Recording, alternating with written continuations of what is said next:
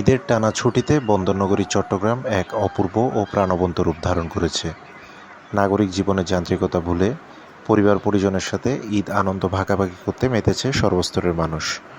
নগরীর বিনোদন কেন্দ্রগুলোর মধ্যে বরাবরের মতোই আকর্ষণের কেন্দ্রে রয়েছে চট্টগ্রামের পাহাড়তলিতে অবস্থিত ফয়েজ লেক সংলগ্ন চট্টগ্রাম চিড়িয়াখানা।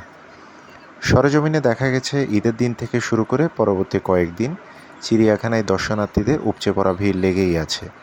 বিশেষ করে বাঘ, সিংহ, জেব্রা আর চিত্রা হরিণের খাঁচার সামনে ছিল উৎসুক মানুষের জটলা।